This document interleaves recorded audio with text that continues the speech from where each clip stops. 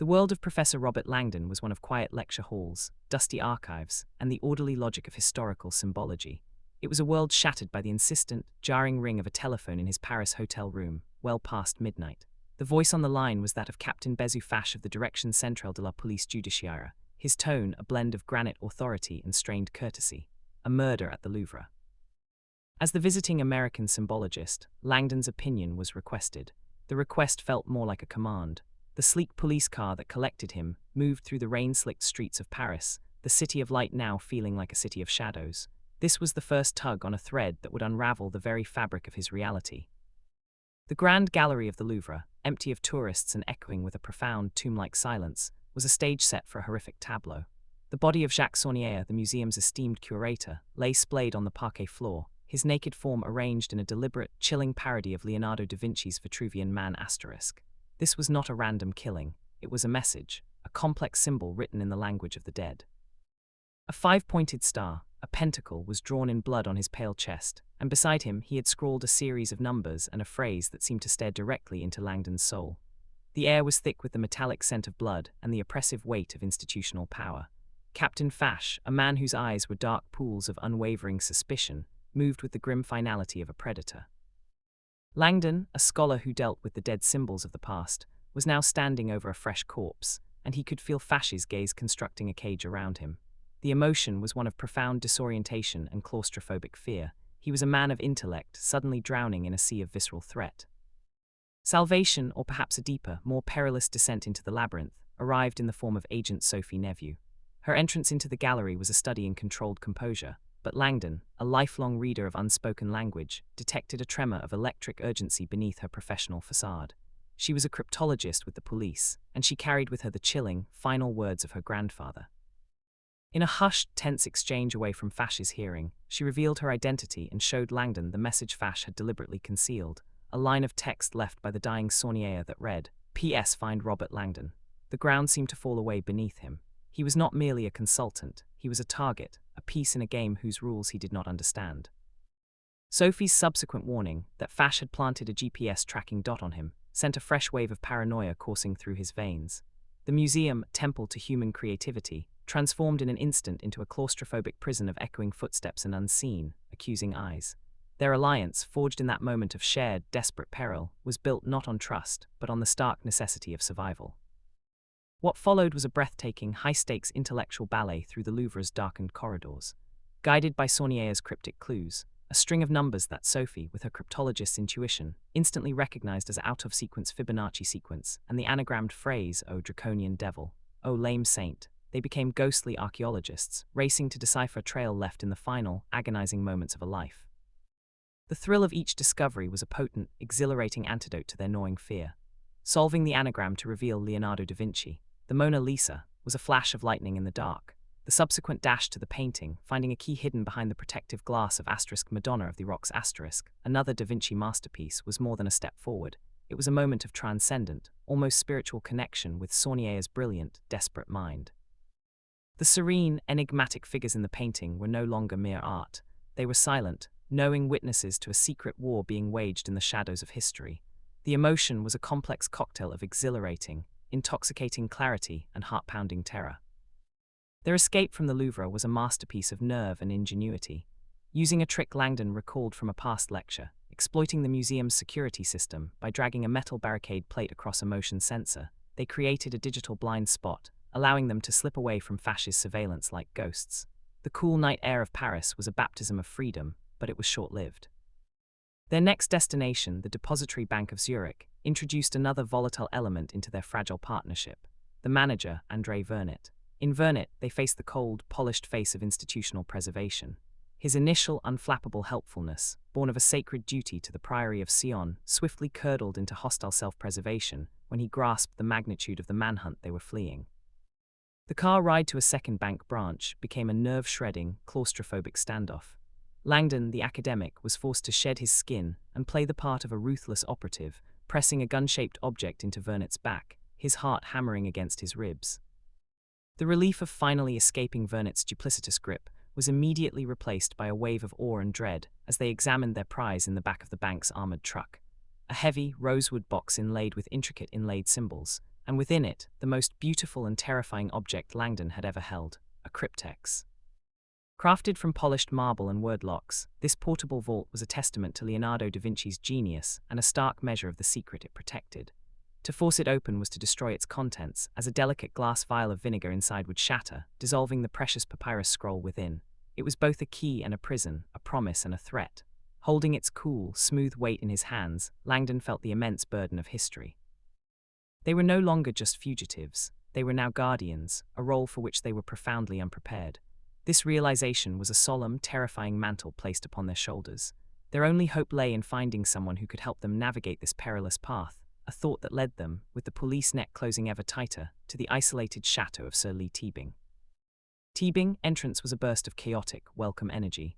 A renowned Holy Grail historian, he was a figure of contradictions, crusty, theatrically eccentric and bound to crutches by polio, yet possessing a mind as sharp and agile as a rapier. His manor, a sprawling estate filled with Grail-related artifacts and a library of forbidden texts, felt like a sanctuary. A fortress of knowledge against the ignorance of the outside world. Here in his study, the narrative paused its frantic chase for a deep, soul-stirring and controversial dive into the heart of the mystery. Teabing, with his manservant Raimi serving as a bemused audience, became the prophet of the story's central heresy. With a mix of professorial passion and a showman's flair, he unveiled what he called the greatest cover-up in human history. He guided Sophie, with Langdon adding corroborating details through the explosive truth. The Holy Grail was not a chalice, but a person, Mary Magdalene. She was, he asserted, the wife of Jesus Christ, the apostle to the apostles, who carried his royal bloodline, the sangreal or sangreal, literally, royal blood, into France after his crucifixion. For Sophie, this was not merely a historical lecture, it was a personal earthquake. The cryptic clues left by her grandfather, a man from whom she had been estranged for years, due to a traumatic, misunderstood memory of a pagan ritual, now clicked into a devastating new configuration. Teabing used the world's most famous art as his evidence. He produced a laser pointer and illuminated a reproduction of the Last Supper, pointing not to the central figure of Christ, but to the feminine, mysteriously serene figure to his right, the person the Bible identifies as John, but whom Teabing identified as Mary Magdalene. He traced the infamous knife-wielding hand of Peter, poised as if to slash at her neck, and the vast, V-shaped, chalice-like space between Jesus and Mary, the symbolic container of the sacred feminine. The painting transformed before their eyes from a scene of Holy Communion into a coded document of a power struggle, a secret marriage, and a bloodline to be protected at all costs. The emotion in the room was profound, a mixture of intellectual awe and spiritual vertigo. Sophie felt the foundations of her childhood faith crumble and reassemble into something older, more human, and infinitely more tragic. It was a revelation that was both liberating and horrifying, filling her with a new, aching understanding of her grandfather's life's work, and a burning, personal need to see his mission through to its end. This sanctuary of knowledge was violently shattered by the arrival of Silas, the albino monk. A spectre of fanatical devotion, his unnaturally white skin and tortured red eyes were a physical manifestation of his inner pain, a pain he cultivated through self-flagellation with *Silas* around his thigh. The confrontation was brutal and chaotic. Raimi, the trusted manservant, was revealed as a traitor, working in concert with Silas under the direction of the mysterious teacher. The sequence was a whirlwind of fear and violence. The crack of Teabing's crutch against Silas's body, the desperate scramble for the cryptex, the use of the precious device as a bargaining chip for their lives. Their escape to London aboard Teabing's private jet was a temporary respite, a moment to catch their breath high above the English Channel, but the air inside the cabin was thick with new, unspoken tensions. Teabing, now ostensibly their captive under the ruse of his own safety, continued to act as their garrulous guide, but the dynamic had irrevocably shifted. The trust was now frayed, the alliance precarious, and the shadow of the unseen teacher loomed larger than ever. London became a new ancient chessboard under a gloomy sky. The chase led them to Temple Church, a stark, round edifice where the silent, stone effigies of Knights Templar held their eternal vigil. The atmosphere here was one of cold, ancient solemnity, the air smelling of old stone and forgotten vows. The puzzle, based on the tomb of Sir Isaac Newton in Westminster Abbey, a night a pope interred, forced them to see the city not as a modern metropolis, but as a living map of the Grail's story. Each location was a dot to be connected, each tombstone a page in a hidden history. The tension was a wire-pulled taut, a constant, humming anxiety as they evaded not only the London police, now alerted by a cunning and vengeful fash, but also the relentless operatives of Opus Dei, whose leader, Bishop Manuel Airing-Arosa, was himself a desperate pawn in the teacher's game, racing to Paris to stop the chaos he had inadvertently funded. The climax unfolded not in a blaze of gunfire, but in the quiet, mystical setting of the Rosslyn Chapel in Scotland. The stone arches, intricate carvings of green men and maize, pre-Columbian symbols that hinted at Templar travels, seemed to breathe with ancient secrets. It was here, surrounded by the silent testimony of centuries, that the final, devastating betrayal was unveiled. With a cold, triumphant gleam in his eye, Lee Teabing shed the persona of the bumbling, helpful ally. He was the teacher.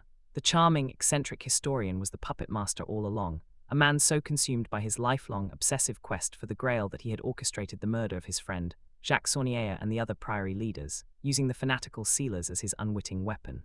The emotion was one of utter, soul-sickening betrayal. For Langdon, it was the shattering of a professional friendship and a deep, personal failure of perception. For Sophie, it was the final, cruel twist in a journey already saturated with pain and loss, the ultimate violation of the trust her grandfather had placed in his old friend. The confrontation was a battle of wits, not brute force. Langdon, using his knowledge of the priory's secret rituals, bluffed Teabing. He pretended the second cryptex pointed to the Rosslyn Chapel, knowing it was a false trail designed to mislead the unworthy. In a desperate gamble, he smashed the marble cylinder on the chapel's floor, the smell of vinegar filling the air as the scroll inside was destroyed. He convinced Teabing that the secret was lost forever, a ploy that broke the man's spirit and allowed the authorities, led by a now enlightened Fash, to apprehend him. In the chaotic, emotionally draining aftermath, a more personal, profound revelation awaited Sophie. The current keeper of Rosslyn Chapel introduced her to a living secret, her long-lost grandmother and younger brother. The truth she uncovered was more staggering than any historical fact. She was a direct descendant of the Merovingian bloodline, the living, breathing heir to the legacy of Jesus and Mary Magdalene. The Holy Grail was not an object to be found in a dusty tomb, but a bloodline to be protected, a family to be cherished. The quest ended not with a treasure chest, but with a tearful, healing embrace, a reconnection with a family she never knew she had, mending the wounds of her past. The emotion was overwhelming, a cathartic blend of grief for her grandfather, awe at her own identity, and a profound sense of finally coming home. The story's final, quiet coda belongs to Langdon, back in Paris. Alone with his thoughts and the ghost of the past, the academic's mind once again could not rest. He followed one last, subtle trail left by Saunier, a reference to the headstone pressed by the rose line. His footsteps, now free and unpursued, led him back to the Louvre, to the inverted glass pyramid that served as the museum's modern entrance. There beneath the floor he saw it. The smaller stone pyramid, pointing directly upward like an arrow, and beneath it, hidden from public view, a secret chamber. In a moment of quiet, breathtaking epiphany, he understood. This was the silent, unmarked tomb. Here rested Mary Magdalene, the sacred feminine, the Holy of Holies, interred in a secret chamber beneath the greatest museum on earth, watching over the artistic and historical legacy of her lineage. He knelt, a solitary figure in a space teeming with unseen tourists, privy to one of the world's ultimate secrets. The emotion was not one of triumph or possession, but of serene, humbled wonder. The frantic chase was over. The desperate fear had subsided. The mystery remained not as a threat, but as a quiet, eternal truth, a testament to the power of faith, history, and the enduring legacy of the sacred feminine. Robert Langdon, the man of symbols, had found a truth that transcended all of them, a secret that would, and should, remain hidden, yet forever change the way he saw the world.